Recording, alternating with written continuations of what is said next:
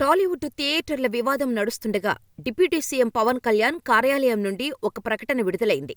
Telugu cinema రంగానికి పరిశ్రమ హోదా కల్పించి అభివృద్ధి చేయాలని ప్రభుత్వం భావిస్తోంది.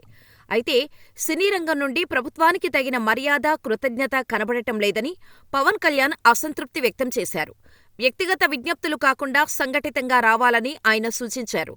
త్వరలో సినిమా అభివృద్ధి పాలసీ రానుంది. టాలీవుడ్లో గత కొన్ని రోజులుగా థియేటర్ల వివాదంపై చర్చలు జరుగుతున్న నేపథ్యంలో ఆంధ్రప్రదేశ్ డిప్యూటీ సీఎం పవన్ కళ్యాణ్ కార్యాలయం నుంచి ఓ సంచలన ప్రకటన వెలువడింది.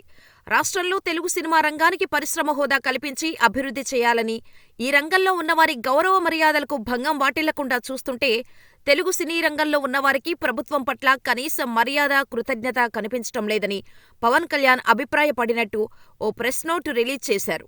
ఏపీలో ఎన్డీఏ కూటమి ప్రభుత్వం ఏర్పాటై ఏడాది కావస్తున్నా తెలుగు సినిమా సంఘాల ప్రతినిధులు మర్యాదపూర్వకంగా ముఖ్యమంత్రిని కలిశారా అని ఆ సందర్భంగా ప్రశ్నించారు. ఎన్డీఏ కూటమి ప్రభుత్వం ఏర్పాటై ఏడాది కావస్తున్నా ముఖ్యమంత్రి చంద్రబాబు నాయుడుని తెలుగు సినిమా సంఘాలు కనీసం ఒక్కసారి కూడా మర్యాదపూర్వకంగా కలవలేదు. కేవలం తమ చిత్రాలు విడుదల సందర్భంలో ప్రభుత్వం ముందుకు రావడం మినహా చిత్రరంగం అభివృద్ధి కోసం సంఘటితంగా రాలేదు.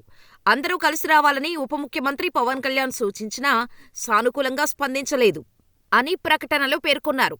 గత ప్రభుత్వం సినిమా రంగం వారిని, అగ్రనటులను ఎలా చిత్కరించిందో మరిచిపోయినట్టున్నారని, ఇకపై ప్రభుత్వంతో వ్యక్తిగత చర్చలు ఉండవని, సినిమా సంఘాల ప్రతినిధులే రావాలని తెలిపారు.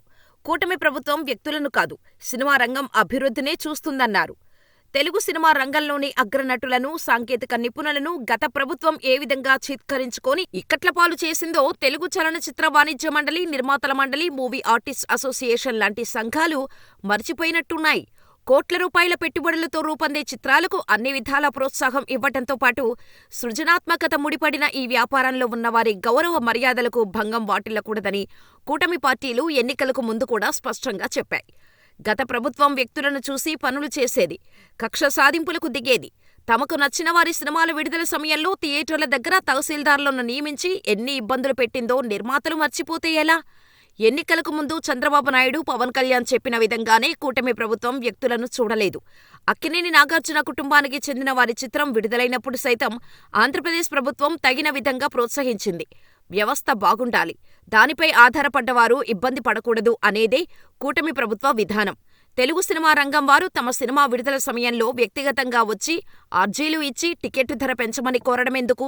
అందరూ కలిసి వచ్చి ప్రభుత్వంతో స్పష్టంగా చర్చించమని పవన్ కళ్యాణ్ సూచించారు. దిల్ రాజు, అల్లు అరవింద్, డి సురేష్ బాబు, వై సుప్రియ, చిన్నబాబు, సి అశ్వనీదత్, నవీన్ ఏర్నేని వంటి నిర్మాతలు కలిసినప్పుడు అందరూ సంఘటితంగా ఉంటే పరిశ్రమగా అభివృద్ధి చేయవచ్చు అని కూడా పవన్ కళ్యాణ్ తెలిపారు.